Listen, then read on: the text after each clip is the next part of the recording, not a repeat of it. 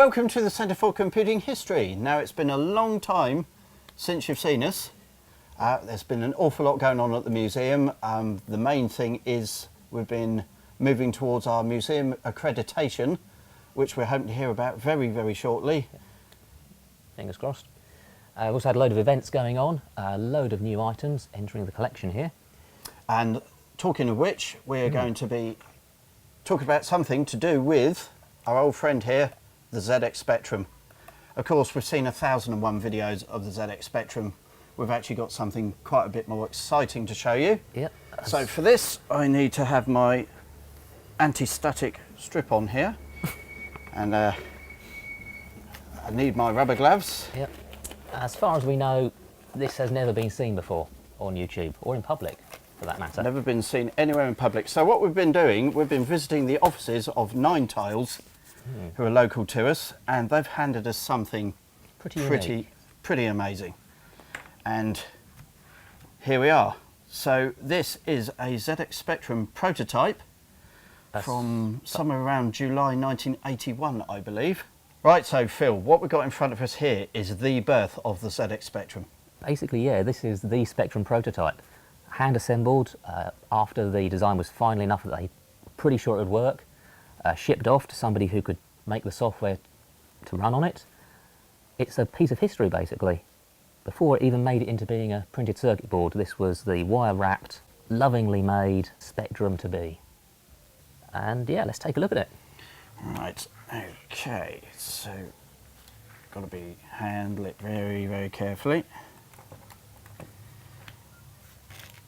Okay, so the first thing we noticed when it was handed to us, funnily enough, was the speaker, the Z80 here, the ULA, and it was only when we really looked closely at the keyboard we noticed it does resemble. It's pretty similar. Well, it's almost exact, so all the same commands. Yeah, the only difference you notice, apart from the slightly obvious non-staggered layout, is the keycaps missing from these two keys here. Of course, being stickers, they've fallen off sometime in the last 30 years, but all the other keys exactly as the production model. So we've actually got the main board from an issue 1 Spectrum here, and if you put them side by side, you notice they're actually very similar. They're almost flipped horizontally, so the RF modulator is on the right, my right, rather than over here. The RAM is socketed down this side rather than in a nice neat row over here, but all the major components are there. In fact, the speaker we mentioned earlier, over here, still over there, big old heatsink. For anti-ULA, this one of course doesn't have the markings printed on it. Presumably it's a very small run of a pre-production sample set. And you can see all these little bodges here, little dead bug things all over the place. Got the power thingy over there that generates the negative and 12 volt voltages for the RAM. That's all over here nice and neat in the final version. So we have presumably the ROMs that they were working on. Yeah, and if you look at the labels, they're labelled 01 and 23, and they're dated, is that 30th July? It's like 30th of July. And 1430, I think. Date code maybe, version number, who knows. So the ROM on the original, of course, is over here. Single chip, much larger capacity. And yeah, you've got these little weird terminators or current limiters, I'm not quite sure what they do, but they're on the address and data buses. That's all built in to the PCB on the production one. Production unit still had this little sort of dead bug bodge fix here, something to do with I/O contention on the ULA. Issue 3 board, I think, fixed that. But yeah, the only thing obviously missing from the prototype is the cassette interface, which is built in over here. So on this one, it's actually hardwired in. A little bit different. And the keyboard, of course, rather than the cheap and slightly flimsy little flat flex connector, they've got a big old D-sub connector here. And of course, a far more substantial keyboard as well. Yeah, I'd have actually really liked to use that keyboard on the actual Spectrum, but costs and all the rest. Yeah. So all the chips are very helpfully labelled. Yeah, you've got these little stickers all over the place. So Z80, of course, ULA, RAM 0 through 7. No support for upgrading it to 48K, because of course it's a prototype. Just getting the thing running was the main aim of the deal. Yeah, a load of little these trim pots, variable capacitors, not quite sure. Some sort of analogy thing maybe. It's all around, this is a video chip of some sort combining signals to produce composite. Of course that's all power over there. And what we're actually hoping to do in the very near future is we were going to have both Kate and John Grant here at the museum to do an interview who can really Shed some more light on the whole What history of was this useful. little prototype. We do know it has been at Nine Tails for the whole of its life.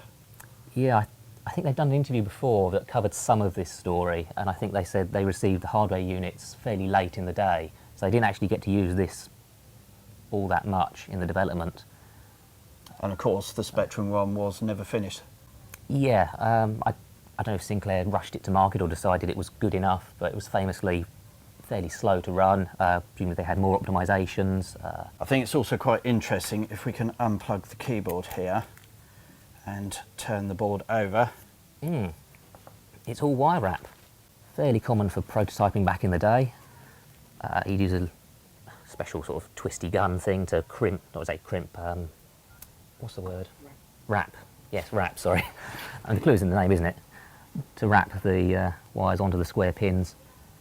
And if you do it right, you form a really nice seal that will last ages, that can also be unwound in the event of problems in the wiring. And of course then we have more of the helpful stickers. Yeah, particularly if you're, because when you're wrapping the wires, you're doing it upside down, all the pin numbers are back to front. It's very easy to get confused and wire it all up, then have to undo it all.